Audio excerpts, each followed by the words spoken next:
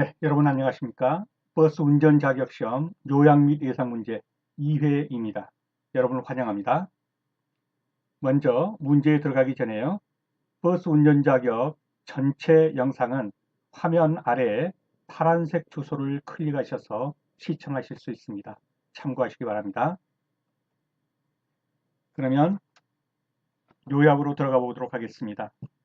다른 사람의 수요에 응하여 자동차를 사용해서 유상으로 여객을 운송하는 사업을 무엇이라고 하느냐? 이런 문제가 나오게 되면 여객을 운송이라고 나와 있죠. 그러면 운송 사업을 택하셔야지 운수 사업을 택하시면 안 됩니다. 여기서 유상으로 여객을 나르는 것을 운수라고 그러지 않고 운송이라고 그러죠. 그래서 여객 운송 사업입니다. 여객 자동차 운송 사업의 종류에 어떤 것이 있는가를 보겠습니다. 노선, 노선 여객 자동차 운송 사업, 구역, 구역 여객 자동차 운송 사업, 수요 응답형, 수요 응답형 여객 자동차 운송 사업 이렇게 나뉜단 말이죠. 그리고 구역은 전세버스와 특수 여객 자동차 운송 사업, 즉 특수 여객 자동차 운송 사업이 뭐냐면 장의차입니다. 장의차. 그래서 여객 자동차 운송 사업은 이렇게 세 가지로 나뉘는데 노선 여객 자동차 운송 사업은 뭡니까? 노선을 정해서요. 계속 하루 종일 그 노선만 왔다 갔다 하는 것이죠. 이게 다 노선을 정해가지고 하는 것. 대부분의 여객 자동차는 노선이죠. 그런데 전세버스나 특수여객처럼 노선을 정할 수가 없는 것이 있죠. 그것은 서로 간에 계약을 맺어서 하는 거예요. 그래서 계약을 맺어가지고 뭐 단풍놀이 가는 전세버스 빌려간다든가 또는 누가 돌아가셨다면 장지까지 특수여객 자동차, 즉 장례차를 운행한다든지 이런 것은 구역 여객 자동차 운송 사업이 되겠고요.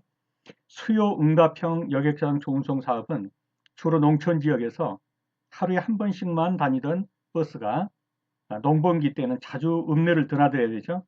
그래서 뭐 서로 협의하에 탄력적으로 하루에 뭐 3번 운행한다든가 농번기에 이러한 것들이 수요 응답형 여객 자동차 운송 사업입니다. 그래서 이 세 가지 기억해 두시고요.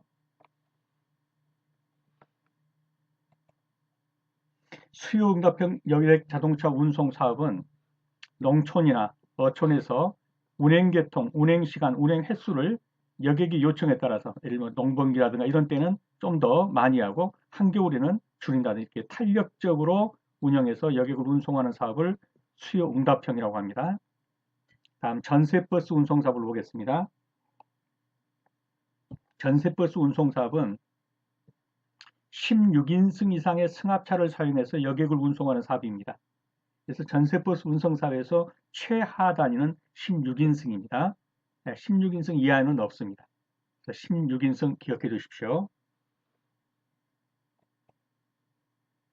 다음은 자동차 외부에 표시하는 것을 보면요. 특수여객 자동차는 장이라고 표시합니다. 이렇게 바퀴 달리고 이렇게 다니면 여기다 장이라고 써갖고 다녀야 한다는 거죠. 좀 있어 보이려고 그것을 여기다 특수 이렇게 쓰면 안 된다는 거예요. 장의 이렇게 써야 돼요. 근데 이제 조금 거부감 있다 그래가지고 이 글씨를 아주 여기다 적게 쓰죠. 여기 밑에다가 장을 이렇게 보일락말락하게. 어떻든 간에 장이라고 써야 되지 특수라고 쓰면 안 된다. 이게 자주 시험에 나오니까 기억해 주세요. 전세버스는 전세라고 쓰면 되고요. 마을버스는 마을버스라고 쓰면 돼요. 이게 자동차면 굴러다니는 자동차에 마을버스라고 어떤 쓰고 전세버스는 전세라고 쓰고 특수유격 자동차 버스는 장이라고 써야 된다. 입니다. 여객자동차 운수사업법상 중대한 교통사고란 건 뭐냐? 그래서 첫째는 차가 뒤집어지는 사고, 전복사고, 그 다음에 화재가 발생했다, 사망자 2명 이상이 발생했다, 사망자 1명에 중상자 3명이 발생했다, 중상자 6명이 발생했다. 이러한 사고를 중대한 사고라고 합니다.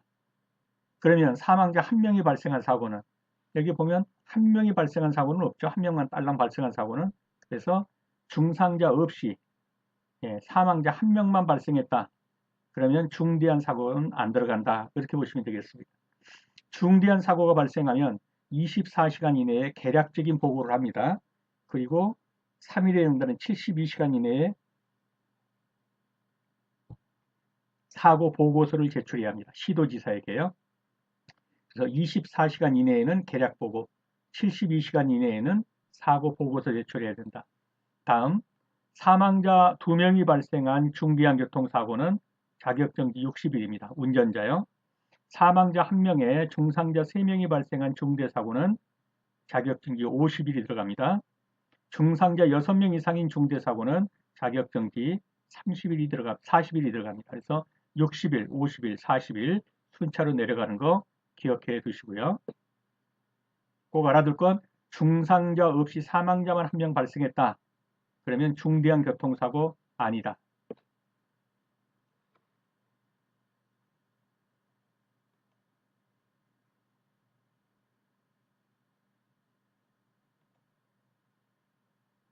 죄송합니다. 자, 차도, 보도, 연속선, 차로, 차선에 대해서 한번 보겠습니다. 실제 차도라는 건 차가 다니는 길이니까 이것이 차도라는 건 그냥 아시겠죠? 보도라는 것은 보행자가 통행할 수 있도록 한 도로의 부분이니까 여기가 보도죠. 차도와 보도 사이에 이 돌 있죠? 이 돌을 연석선이라고 합니다. 연석이라고 하죠. 연석. 이 돌을 연석이라고 하고 이 돌들이 쭉 열을 지어 있죠. 이렇게 이것을 연석선이라고 합니다. 그래서 연석선은 차도와 보도를 구분하는 돌, 이게 연석이죠. 이 돌이 이 연석으로 이루어진 선, 쭉 연석이 깔려 있죠. 예, 이 선을 연석선이라고 합니다. 그 다음에 차선, 차로와 차로를 이게 하나의 차로죠. 이런 게 예, 차로와 차로를 구분하기 위해서 그 경계지점을 안전표시에 표시한 선, 이게 차선이라는 얘기죠. 예, 그래서 차로와 차로를 구분하기 위해서 그어놓은 선이 차선이 되겠습니다.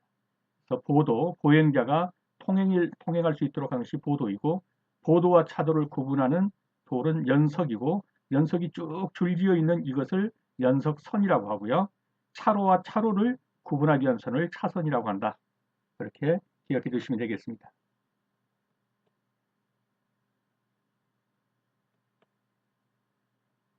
다음 주정차에 대해서 알아보겠습니다.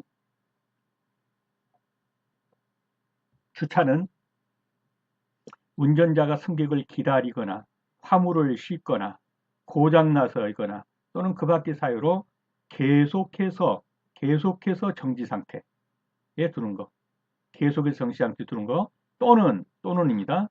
차로부터 운전자가 떠나서 즉시 그 차를 운전할 수 없는 상태에 두는 거.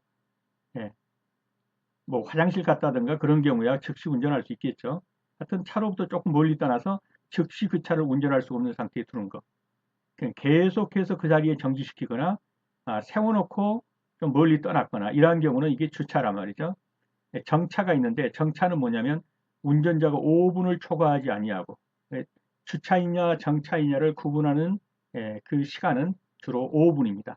5분을 넘으면 주차라고 보고 5분 이내이면 정차라고 보는 것이 일반적입니다.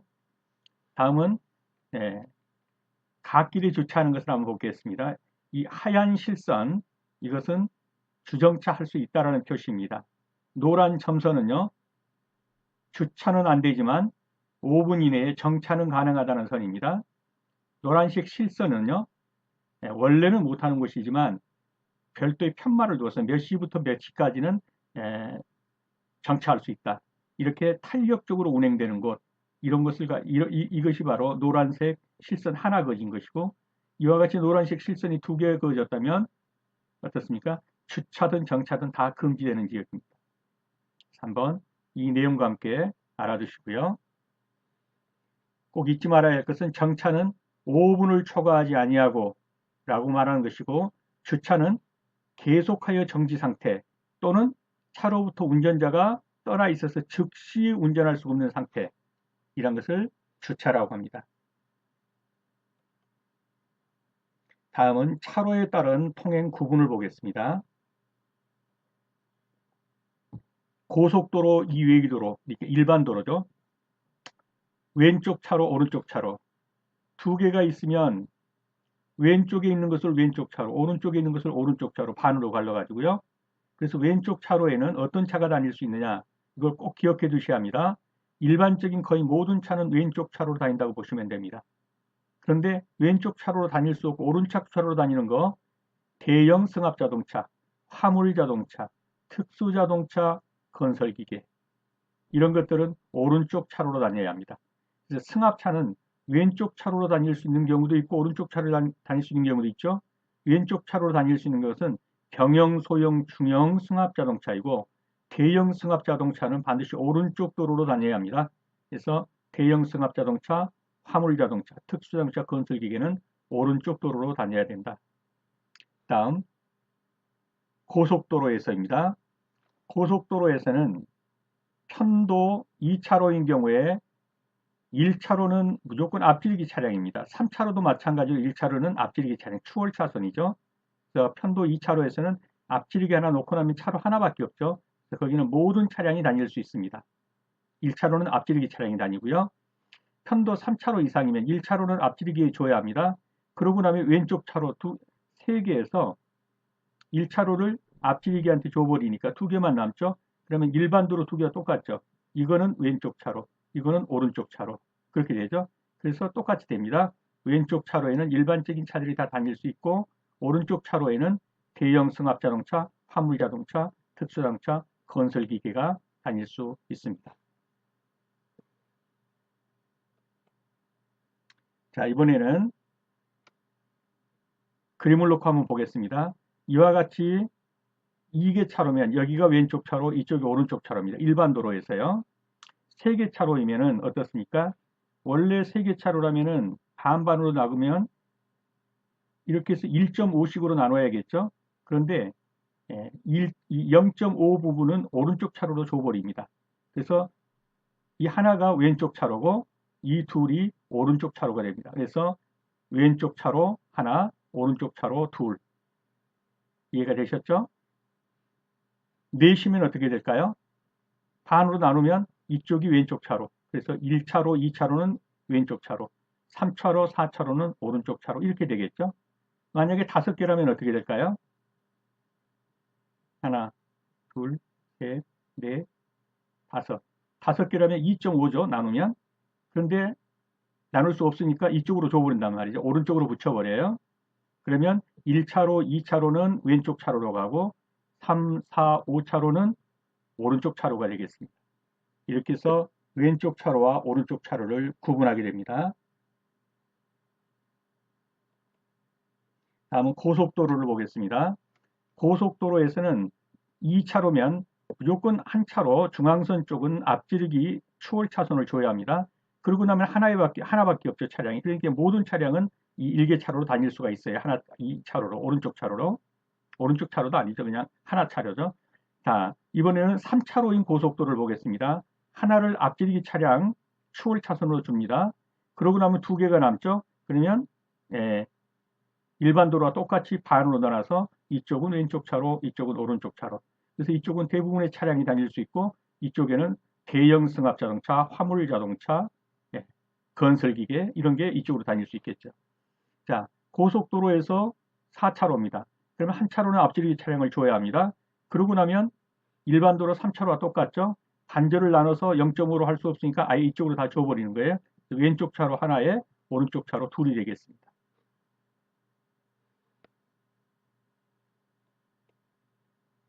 다음은 자동차 속도를 한번 보겠습니다. 일반 도로에서는 작년부터 바뀌어서 5060이죠. 원칙적으로 일반 도로는 50km입니다. 도시 지역은 주거, 상업, 공업 지역. 도시 지역을 나누면은 주, 상, 공, 녹 이렇게 있죠. 주거 지역, 상업 지역, 공업 지역, 녹지 지역이 있는데 여기서는 여기까지 갈랐어요. 주, 상, 공까지. 그래서 주, 상, 공은 50km. 그리고 그 외 지역 그러면은 녹지 지역하고 농촌 지역이 되겠죠. 그 외 지역, 녹지 농어촌 지역은 60km. 근데 농어촌 지역이 편도 2차 이상이면 80km까지 갈 수 있다 이 말입니다. 다음 고속도로를 볼게요. 모든 고속도로 편도 1차로를 제외하고요. 그 나머지 모든 고속도로, 즉 2차로 이상인 고속도로는 100km입니다. 그런데 1.5톤 초과 화물은 80km까지 갈 수 있어요. 1.5톤 초과 화물 자동차. 그래서 1.5톤 초과 화물 자동차 등에는 1.5톤 초과 화물, 특수자동차, 건설기계, 위험물, 운반자동차 이런 것들은 1.5톤 초과 화물 등으로 보아서 80km, 100km 고속도로를 갈 수 있는 도로를 이들은 80km로 갈 수밖에 없어요. 최저 속도는 50km입니다. 특별히 경찰청장이 지정해서 고시한 도로는 120km까지 갈 수 있어요. 이런 때는 1.5톤 초과 화물 등은 80km까지, 이게 잘못됐네요. 죄송합니다. 90km까지 갈 수가 있어요. 최저 속도는 50km입니다. 그 다음 편도 1차 고속도로, 편도 1차 고속도로는 80km까지 갈 수가 있습니다. 여전히 최저 속도는 50km입니다. 자동차 전용 도로는 90km까지 갈 수가 있어요. 최저 속도는 자동차 전용 도로에서는 30km입니다. 그래서 이 도표는 꼭 암기해 두시기 바랍니다. 주거상업 공업지역 50km, 그 외에 녹지와 농어촌 도로는 60km, 고속도로는 거의 모든 고속도로는 100km다. 경찰청장이 지정한 고속도로는 120km까지 갈 수 있다. 그러나 편도 1차로인 고속도로는 80km가 최고 속도다. 자동차 전용도로는 90km다. 자동차 전용도로의 최저 속도는 30km고 고속도로의 최저 속도는 50km이다. 그 다음에 1.5톤 초과 화물이나 특수자동차, 건설기계 등은 고속도로에서 80km이고 120km로 지정한 곳에서는 90km까지 갈 수가 있습니다. 암기를 필요로 합니다. 다음은 감속 운행을 보겠습니다.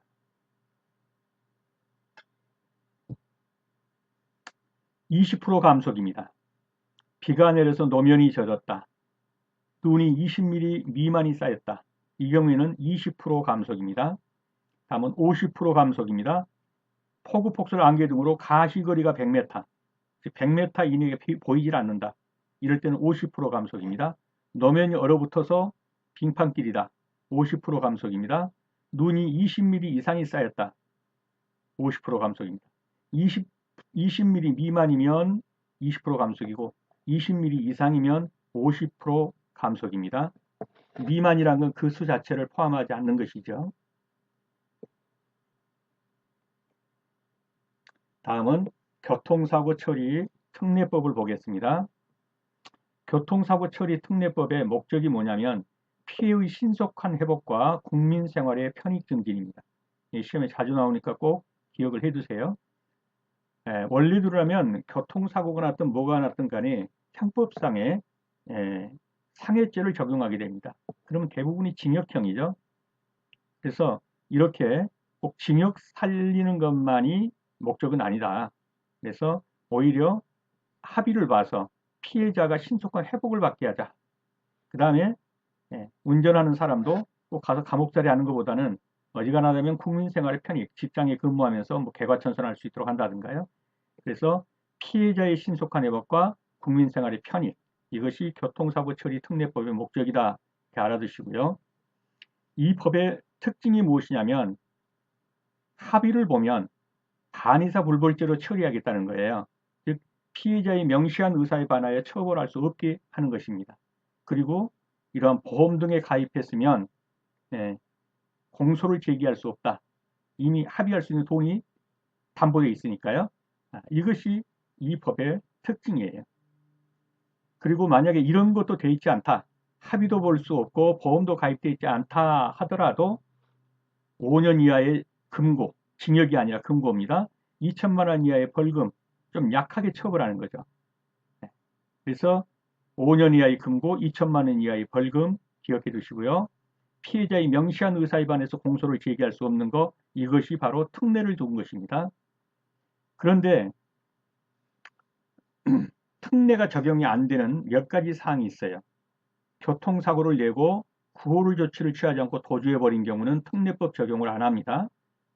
또 피해자가 신체 상해로 인해서 생명의 위험, 즉 사망사고가 발생했다든지 지금 사망을 우려가 있다든지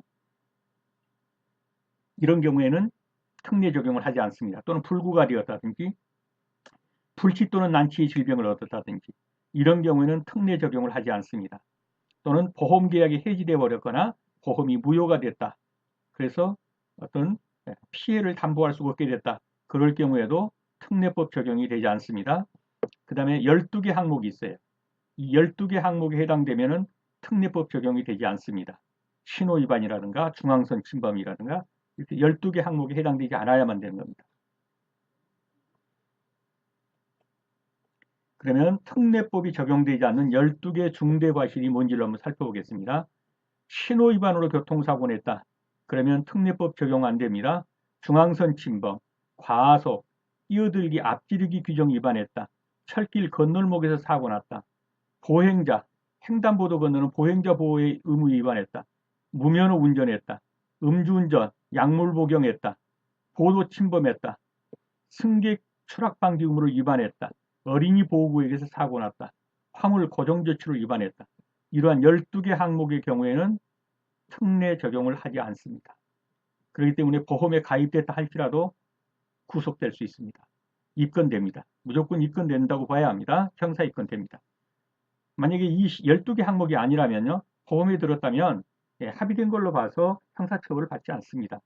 근데 12개 항목은 특례법 적용이 안 되기 때문에 공소 제기를 할 수 있게 되어 있습니다. 기억해 두시기 바랍니다. 문제를 한번 풀어보겠습니다. 다음 중 교통사고 처리 특례법상 처벌의 특례에 대한 설명으로 맞는 것. 차의 교통으로 중과실치상죄를 범한 운전자에 대해서 자동차 종합보험에 가입되어 있대요. 그러면 무조건 공소제기할 수 없다? 틀렸죠. 12개 항목에 해당되지 않아야 하고 사망사고가 아니라야 되고 이러한 조건들이 있죠. 이러한 조건에 해당될 때 종합보험에 가입되었다면 특례 적용하겠다 이렇게 보는 거예요. 이건 틀렸고요. 2번 차의 교통으로 업무상 과실치상죄를 범한 운전자에 대해서 피해자와 민사 합의를 하여도 공소를 제기할 수 있다? 이것도 아니죠. 원칙적으로 민사 합의라면 반의사 불벌죄죠. 명시한 의사에 반하여 처벌할 수 없다. 그러므로 2번도 틀렸죠. 3번은요. 자동차의 운전자가 교통사고로 인하여 형사처벌을 받게 되는 경우 5년 이하의 금고 또는 2천만 원 이하의 벌금형을 받는다. 맞죠? 이게 법문 그대로입니다. 즉 쉽게 말해서 합의도 안 되고 자동차 보험도 안 들었다 하더라도 이 조항으로 처벌받습니다. 5년 이하의 징역이 아니라 금고, 2천만 원 이하의 벌금으로 처벌을 받는 것입니다. 그래서 이 지문은 맞는 지문입니다. 규정 속도보다 매시 20km를 초과한 20km 초과한 그럼 뭡니까? 이거는 과속이죠. 과속은 12개 항목에 들어가는 거죠. 그래서 특례 적용을 받을 수 없습니다. 조합보험에 가입되어 있으면 공소 제기할 수 없다 아닙니다. 특례 적용이 안 되는 12개 조항에 들어갑니다. 그래서 틀렸습니다. 맞는 답은 3번입니다. 그래서 차의 교통으로 중과실치상죄를 범한 운전자에 대해서 보험에 가입되었다고 해서 무조건 공소 제기할 수 없는 게 아니다. 12개 항목에 들어간다든가 하면은 공소 제기할 수 있다. 또 차의 교통으로 업무상 과실치상죄를 범한 운전자에 대해서 피해자와 민사합의를 해도 공소 제기할 수 있다? 아니다. 특례 예외가 아닌 한은 반의사 불벌죄다. 3번 지문은 맞고요. 4번은 과속이기 때문에 12개 조항에 들어가게 되어서 공소 제기를 할 수 있게 됩니다. 다음 중 교통사고를 일으킨 운전자가 종합보험이나 공제조합에 가입되어 있어 교통사고 처리 특례법에 특례가 적용되는 경우로서 맞는 것은 특례 적용되는 게 어떤 것이냐 물었습니다. 안전의무 위반으로 자동차 손괴와 경상의 교통사고를 냈다. 교통사고로 사람을 사망에 이르게 했다. 교통사고를 야기한 후에 미구호 조치한 채 도주해버렸다. 신호위반으로 경상의 교통사고를 일으켰다. 자, 처리 특례법에 특례가 적용되는 경우는 어떤 경우일까요? 그렇죠. 1번이죠. 안전의무 위반은 12개 조항에 들어가지 않죠. 그래서 안전의무 조항으로 경상의 교통사고 냈다 뭐 이런 경우라도 이것은 특례 적용 받을 수가 있습니다. 즉 12개 조항에 안 들어간단 말이죠. 근데 사망에 이르겠다. 이런 경우는 특례 적용하지 않겠다고 그랬죠. 이거는 특례 적용 안 됩니다. 교통사고를 야기한 후 미구호 조치하고 도주해버렸다. 이것도 특례 적용 안 됩니다. 신호위반 12개 조항이 들어가죠. 이것도 특례 조항, 특례 적용 안 됩니다. 특례 적용되는 것은 안전의무 위반은 12개 항목에 들어가지 않습니다. 그래서 특례 적용이 되겠습니다.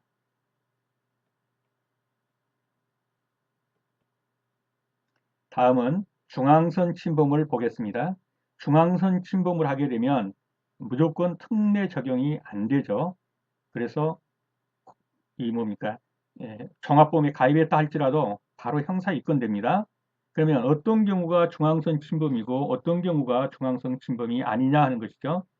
중앙선 침범으로 보냐 안 보냐, 현저한 부주의가 있느냐 또는 부득이한 경우에 있느냐, 이건 주로 판례가 가르고 있는 것입니다.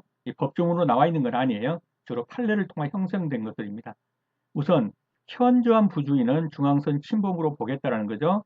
커브길에서 과속하면 안 되죠. 근데 과속하다 보니까 미처 틀림못 잡고 중앙선 침범에서 사고가 났다. 중앙선 침범에 해당됩니다. 그래서 종합보험 들었어도 구속되거나 입건됩니다. 빗길에서 과속으로 인한 중앙선 침범을 했다. 빗길에서는 감속해야 되죠. 근데 과속까지 했습니다. 그렇기 때문에 중앙선 침범이 됩니다. 졸다가 뒤늦게 브레이크 밟았더니 중앙선을 침범해 버렸다. 졸음운전이죠. 중앙선 침범에 해당합니다. 잡담하다가 또 휴대전화 통화하다가 부주의로 중앙선 침범했다. 중앙선 침범에 해당되는 것입니다. 이러한 것은 현저한 부주의로 중앙선 침범에 해당돼서 특례법 적용에서 제외됩니다. 다음은 중앙선 침범을 적용하지 않는 경우입니다. 만부득한 경우에요. 앞에서 사고가 났어요. 들이받을 수가 없어서 핸들 꺾었더니 중앙선 침범해버렸어요. 사고를 피하기 위해 급제동하다가 한 경우 중앙선 침범으로 보지 않겠다. 위험을 회피하려고 어쩔 수 없이 중앙선을 침범했다. 이런 경우도 중앙선 침범으로 보지 않겠다. 제한 속도를 준수했지만은 빙판길에서 살짝 브레이크 밟았더니 미끄러져서 중앙선을 침범했다. 만부득한 경우로 봐주겠다. 그래서 이러한 경우는 만부득한 경우로 중앙선 침범을 적용하지 않는 경우들입니다. 이것은 다 판례로 형성된 것들입니다. 다음은 횡단보도 사고냐 아니냐를 놓고 보행자에 해당하지 않는 경우를 보겠습니다. 어떤 경우에 그를 보행자로 보게 되면 횡단보도 사고가 되어서 보험에 들었다 하더라도 어떻게 됩니까? 형사 입건됩니다. 12개 조항에 들어가게 되죠. 횡단보도 보행자에 해당되지 않는 경우를 보겠습니다. 횡단보도에서 원동기 자전거, 딸딸이죠. 또는 그냥 타고 다니는 자전거를 타고 가는 사람. 횡단보도에서는 어떻습니까? 자전거를 끌고 가야 돼요. 끌고 가야 되는데 타고 갔죠. 그러므로 이 사람은 횡단보도를 보행하는 보행자로 보지 않습니다. 다음 횡단보도에 누워있거나 건너라는 곳인데 누워있거나 앉아있거나 엎드려 있는 사람, 이 사람도 보행자로 보지 않습니다. 그렇기 때문에 이렇게 사고가 났다 할지라도 횡단보도 사고로 보지 않는다는 거예요. 보행자 보호 의무에 위반으로 보지 않겠다 이렇게 보는 거예요.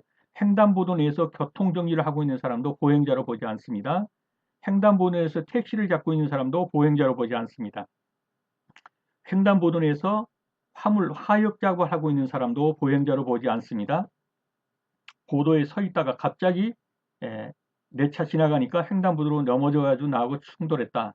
이 사람도 보행자로 보지 않습니다. 그래서 이러한 사람들은 보행자로 보지 않는다는 것은 결국은 쉽게 조항에서 비껴나간다는 것이겠죠. 그래서 특례법 적용을 받는 경우에 해당되는 겁니다. 기억해 두시기 바랍니다. 다음 중 횡단보도 보행자로 볼 수 없는 사람은 1. 횡단보도에서 원동기 장치 자전거나 자전거를 타고 가는 사람, 끌고 가야 되는데 타고 갔다고 그랬죠. 그래서 이 사람은 보행자로 본다 안 본다? 보행자로 볼 수 없는 사람이죠. 누구냐 그러니까 보행자로 볼 수 없는 사람 맞죠? 세발 자전거를 타고는 횡단보도를 걷는 어린이, 이 어린이는 누굽니까? 보행자입니다. 세발 자전거 탔어도요. 손수레를 끌고 횡단보도를 건너가는 사람 끌고 갔죠? 보행자 맞습니다. 횡단보도를 걸어가는 사람 보행자죠. 그래서 이 세 사람은 보행자입니다. 그러나 횡단보도에서 원동기 자전거나 자전거를 타고 가는 사람은 보행자로 보지 않습니다. 그래서 끌고 가야지 타고 갔기 때문에 보행자가 아닙니다.